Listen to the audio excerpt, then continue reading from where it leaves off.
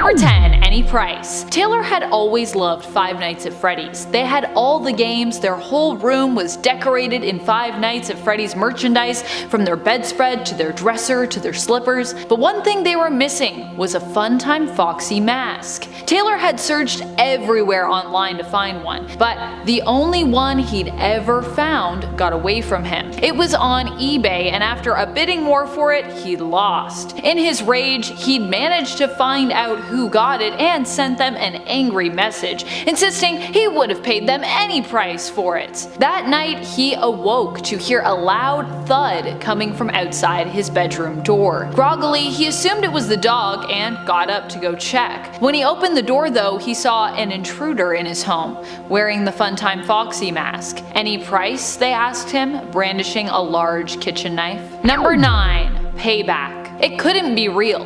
Funtime Foxy and the others had been locked away for so long. How could this be true? How could they be here? But the purple decaying body before him spoke with a collection of voices. Funtime Foxy is among them. You abandoned us, they said, and now you will pay. And friends, if you are loving this list and you love creepypastas and you want some more creepypastas, be sure to let us know by giving this video a thumbs up. And share your creepypastas in the comments below. I love reading creepypastas. They're fantastic. Such a fun exchange of creative writing. Number 8. Elizabeth's friends. Elizabeth loved to come to work with her dad. There were always so many fun new friends to meet. There was Funtime Freddy and Ballora, and today he was making someone new. After this new friend was made, he promised to make an animatronic just for her. She played in the metallic halls, each hop as she played with her skip ball reverberating off its walls. She started to sing a little song and was delighted when she heard Ballora's voice from her gallery join in, and then Freddy began to join in as well. From there, she heard a new voice. She continued to sing and followed it to her father's laboratory. There she saw a new friend, a pink and white fox. Meet Funtime Foxy, her father said. As Funtime Foxy blinked its eyes open for the first time, it smiled at her. She smiled back. Then it looked at its surroundings, her father, and its expression changed.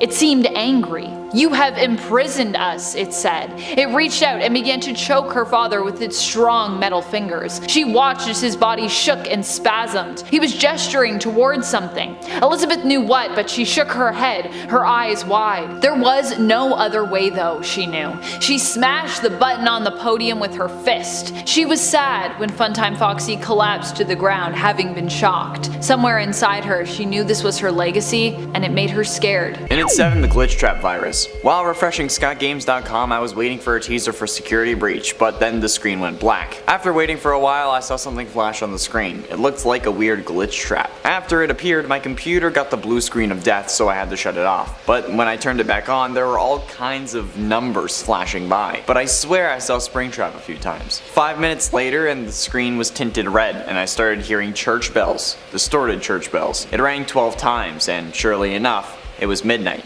But I swear it was like 3:30 30 seconds ago. But then it showed my desktop, and the only icon was SC877 Games. Eventually I clicked it because why not? And when it loaded, it was a close-up version of Glitch Trap's face, and it played jump scare audio. Text on screen read afton_virus.exe has started running and kept showing that over and over. After saying that a few times, the computer shut off and wouldn't turn back on.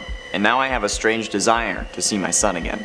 And at 6, Chica's Party World. After the fall of Freddy Fazbear's, the IP to the characters were still intact, so an individual named Riley bought the rights to Chica and Freddy, the yellow bird with her signature cupcake, and the company's iconic bear. They opened a new pizzeria with new branding, inside what used to be an old mall. It had all the amenities they needed after all, plus a little more. We would regularly have officers at the location, constantly checking in to make sure that Afton never showed his face. He never did. But then we noticed neither did the owner. After talking to some employees while off duty, they had never met the owner either. The man was said to only arrive after the place had closed down and take the earnings from the register. We ran the owner's name against the database, and there was nobody in the city with the name Riley Dramakovich, so after obtaining a warrant, we discovered what we had feared most. Riley was an alias for one Vanessa Afton, William's estranged daughter, who, after running this business under the alias, had used it to kill 15 more kids in the span of a week. All after hours, and all following a pink Chica around the back after they had gotten home. Suspect was arrested at 11:36 p.m. on Friday, June 18, 2027 by arresting Officer William Stagnan.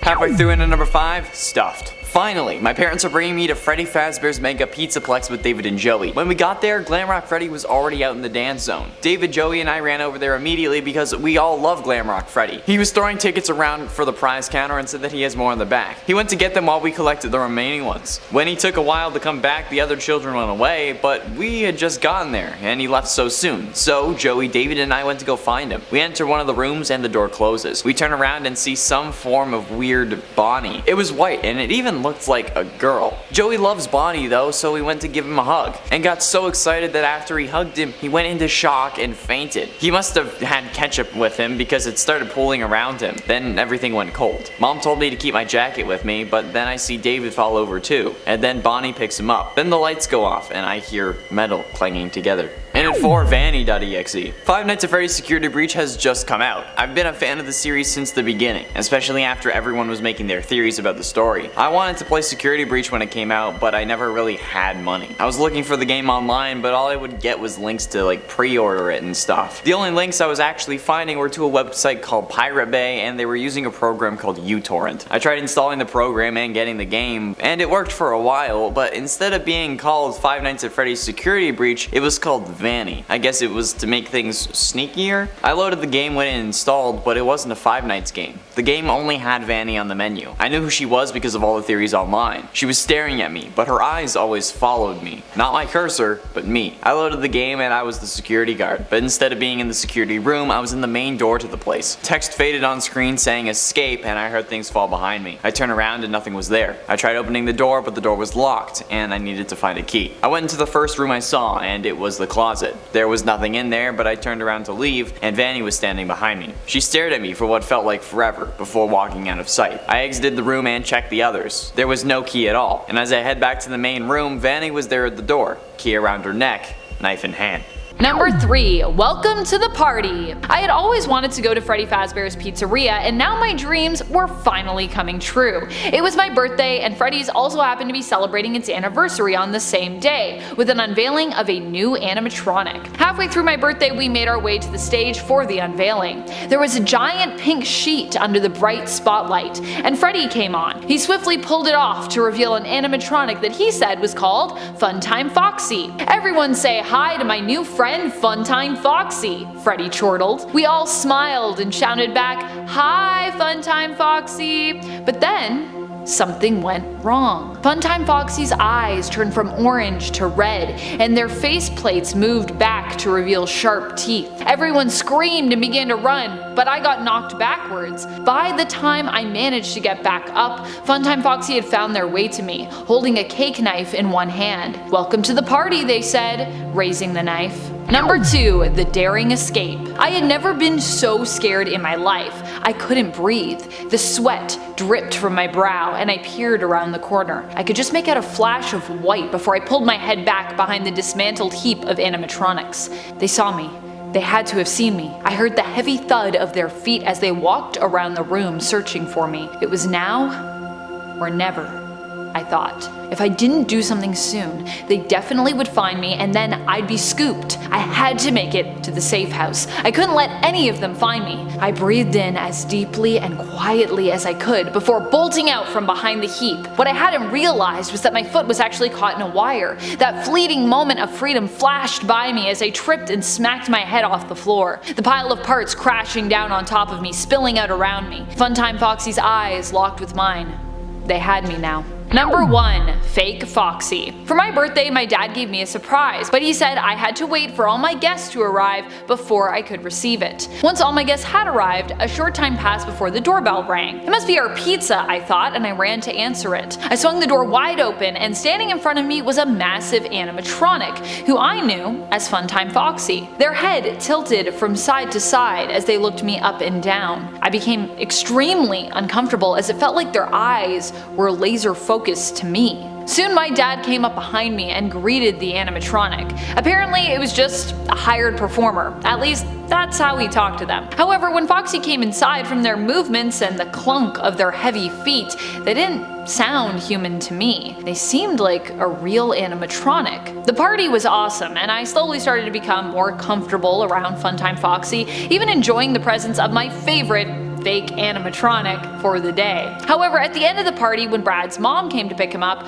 we couldn't find him anywhere. We also couldn't find Foxy, who had apparently left without saying goodbye or without getting paid, according to my dad. All we did find was a bit of blood on the backyard fence. And at 10, the secret level. The Christmas update for FNAF Help Wanted's flat mode was something interesting. It created a new era in the pizza party minigame that you had to go to instead of ending the game. Everyone was making videos about this new, never before seen location, and I was excited to check it out for myself. That was a big mistake. I get to the back room in the pizza party minigame once again, and this time look to the right where I see a new door open up. I click it and the screen goes black. But when I can see, the level is nothing like what it was shown on YouTube. Maybe they had a YouTube safe version, maybe Scott sent them a copy with another room, maybe they were planning it all in unison, but my god, this was horrific. It was still outside that coming soon billboard like the original, but this time it was like a meet Santa kind of thing too. There were kids lining up to sit on Santa's knee and tell him what they wanted for Christmas so their parents could know. And I say were because, well,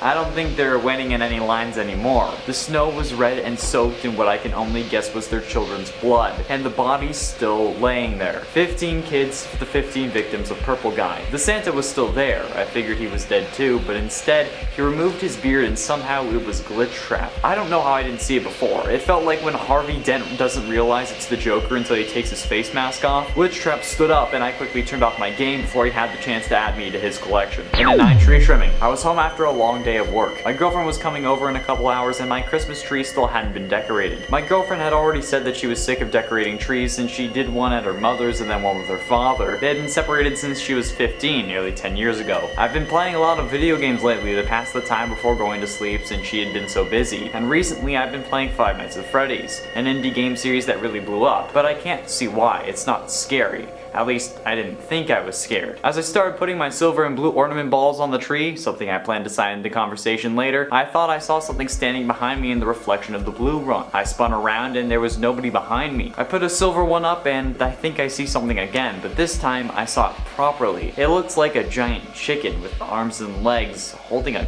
cupcake? It was looking at me from my closet. I turned around and the door was closed. I went to check inside, but when I opened the door, there was nothing. I checked the reflection and it also had nothing in the closet anymore. I figured I was just hallucinating since I was tired and had been playing that game so much. But then I heard the closet door slam. I called my girlfriend and told her not to come. It's now 5 AM and I just need to wait until the sun comes up. An 8 plus trap. I love the Five Nights at Freddy series. I've been a fan since the first game and I love the series even more every time a new game comes out. I have them all and I love playing them, especially at night in a dark room on weekends when I don't have school. For Christmas, the only thing I wanted was a plush trap doll, a character from FNAF 4 that really creeped the hell out of me. He was like a smaller version of Springtrap, and there was this Etsy shop that described their dolls as faithful recreations. So I asked my parents for that and only that since it was fairly expensive. Luckily I was able to get the doll as well as a couple other things for Christmas, which was a nice surprise for me. But for the rest of the day I was running around playing with that doll. At the time I didn't realize what a big mistake I had made, but that Etsy shop wasn't lying when they said faithful recreation, although they should have included the whole moving in your sleep thing. He only moved a little the first few nights, slumping over and falling off the chair, but after that it got freaky. He would climb onto the bookshelf or on the top of my dresser,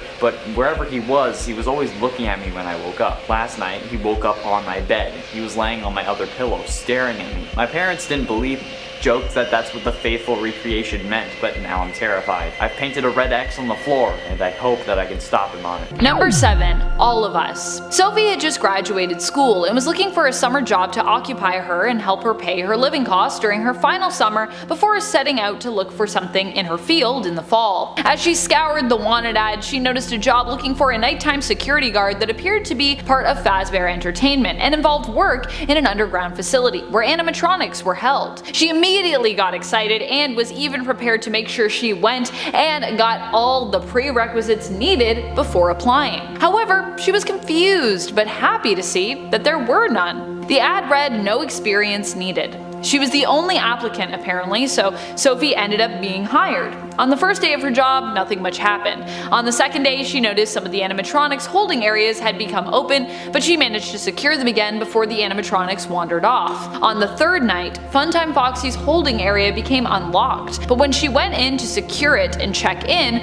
Foxy was nowhere to be found. As she searched the room, she heard from above, "This is for all of us." She looked up, but could only see darkness squinting in the dim-lit room. She shined her flashlight up towards the ceiling, but did not have time to do anything else as Mangle's face, dripping with blood, greeted her. The animatronic jumped down, mauling her. Number 6. They're here. Josh was young when he discovered Five Nights at Freddy's. At first it scared him, but eventually he came to love the franchise, even going so far as to draw his favorite characters. He tended to draw Funtime Foxy a lot, but every time he drew Funtime Foxy, his older sister noticed that it appeared as though the animatronic was getting closer and closer in each picture. One night his sister came home to find Josh frantically coloring a page of paper light pink with a line down the middle. "Where's Foxy?" she asked Josh, admiring his work. He looked up at her with tired eyes. He didn't say anything, but merely looked down at the page and pointed. "That doesn't look like Funtime Foxy," his sister replied. Josh said one word: "Close." The lights went out. The room was pitch black. As both Josh and his sister scrambled to get to the lights, Josh reached out and felt a cold, metallic foot. Number 5. Perfect match. Funtime Foxy loomed over the body, looking down at it, hands still dripping with blood. Foxy turned off the recording system within, set it to rewind, and then hit replay. The sounds of screaming came from its voice box. Internally, Foxy pushed pause abruptly, and then tested out this newly saved voice for itself. "Hello, it's me, Jim," they said. The voice they spoke with was a perfect match for their victims. Number 4. I See You. Funtime Foxy has always been my favorite animatronic from Freddy's, so I was very excited when I was at the store with my mom and I saw a new toy on the shelf that was Funtime Foxy themed that I had never seen before. It was almost retro in terms of its appearance, and yet the make and packaging made it look brand new. It was one of those toys that you'd pull the string on and it would launch the figure up into the air. In this case, Funtime Foxy, or as it said on the box, your pal Flying Funtime Foxy. I begged my mom to get it, and because I had recently done well on a test at school, she got it for me. At home, I quickly unpackaged it and took it to my room to play with. Nervously, I held the end of the ripcord, pulling gently towards myself and launching it into the sky. However, once it was up there, it continued to spin with its arms outstretched, not seeming to want to come down. I chased it around my room, calling its name, but it always managed to dart just out of my reach. "I see you," it said, smiling down at me, before flying out of the window. I was sad and confused for a moment, until from the other room, I heard my mom scream. Getting close to the end of number 3, presents. My dad and stepmom were weird. They always had some quirk that they had to include in the Christmas gifts, whether it be wrapping boxes in boxes, or if it be wrapping the gift multiple times with different wrapping papers only to watch us and get a chuckle every Christmas morning. This year they chose to put everything in those wind-up boxes that's like a mini jump scare. Like the ones that play Pop Goes the Weasel and shoot out a clown. They said that they replaced the clowns and that if we wanted our presents we'd have to work for it. One of them also still contained a clown, and if we found that, then we'd get an extra special present. My brother and I went through all the different boxes trying to find the clown. I opened 4 and he opened 3 before he found it. When he found it, my dad brought out an extra big box. It wasn't gigantic or anything, but it was around 50% bigger than the others. He said that we had to open it together, so that's what we did. Dun dun dun dun dun dun dun dun dun dun dun.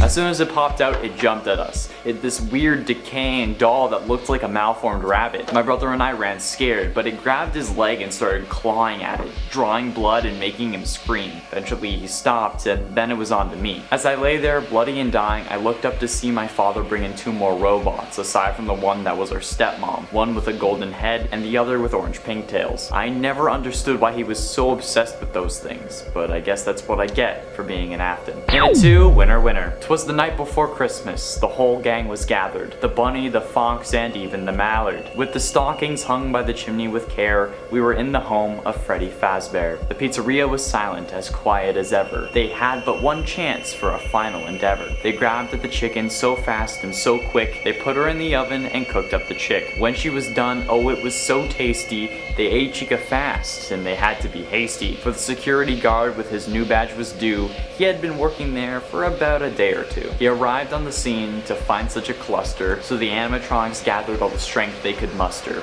He ran to his room, he shut the doors hard. Let's go back to the stage and play the off card. They returned to their station and stood very still. He opened the doors and thought he was safe until they came at him with frivolous force. He was there for 5 nights, then ran as fast as a horse. Finally, in at number 1, Puppet. It was Christmas Eve. I was so excited I couldn't sleep. I was lying in bed until I could fall asleep, but no matter what, I couldn't. Eventually, I heard footsteps on the roof. Santa was here! I had to fall asleep quickly, otherwise he would leave. I quickly shut my eyes, but as I do, I feel a hand on my shoulder. I look up and I see what I think is a puppet. It had no eyes, red cheeks, and purple streaks down its face. It motioned for me to follow it. I figured it was trying to help me see Santa, so I did. We get down to the living room and I look to the tree. No Santa. I get upset because he must have left, but I hear something in the chimney. I jump for joy, but the puppet moves in front of me. As I look around to see Santa, something else comes down the chimney. It looks old and torn and dirty, like it had just dug itself out of a grave. It looked like a wolf, but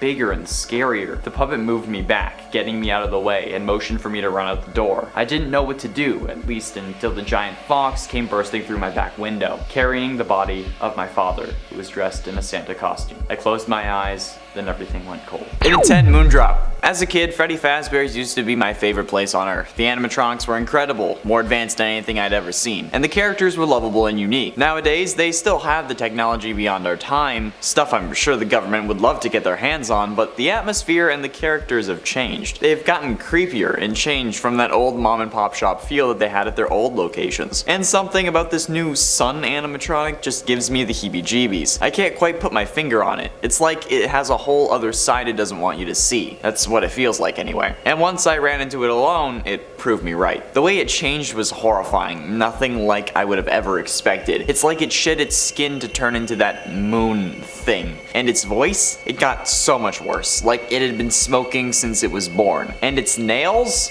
Oh my, it was so sharp, at least the pain went away quickly. And at 7, VR. The FNAF VR Christmas update didn't really change the gameplay. It fixed some bugs and added some decorations, but the gameplay was the same. Some places didn't even have the new decorations, like the night terrors for example. I don't know why a kid would want to decorate his room for Christmas, but hey, I'm not the one to judge. Especially if that kid is meant to be in a coma. But for some reason, the animatronics were dressed up. They were wearing Santa hats and left footprints of snow behind like they had just gone outside. This makes them easier to track, but they were also quick, like a kid waking up their parents at 5 a.m. on Christmas morning quick. They had no regard for the amount of time it takes to get to the other hallway. As soon as they were gone, boom, they were on the other side. I don't know how they thought this would be possible, especially with Nightmare Fredbear. Fredbear was wearing a full Santa outfit, with the coat, the boots, the hat, everything. Maybe it was supposed to be comforting, but I was never able to survive until even 2 a.m., let alone 6. Santa Fredbear is now my sleep paralysis demon. And at 6, the joy of Christmas. It's an early night on Christmas Eve. I was sitting in my living room watching my favorite Christmas movies from when I was growing up. The Santa Claus, Home Alone 1 and 2, Frosty the Snowman, The Year Without a Santa Claus, Rudolph the Red-Nosed Reindeer, I'm sure you know them. But for some reason, I felt like something was watching me. I felt like I could turn to my left at any minute and someone would be standing there. This wasn't entirely false, since in a few hours I would see the face of true terror, but never in my wildest dreams did I think my own creations would watch and attack me. Hello.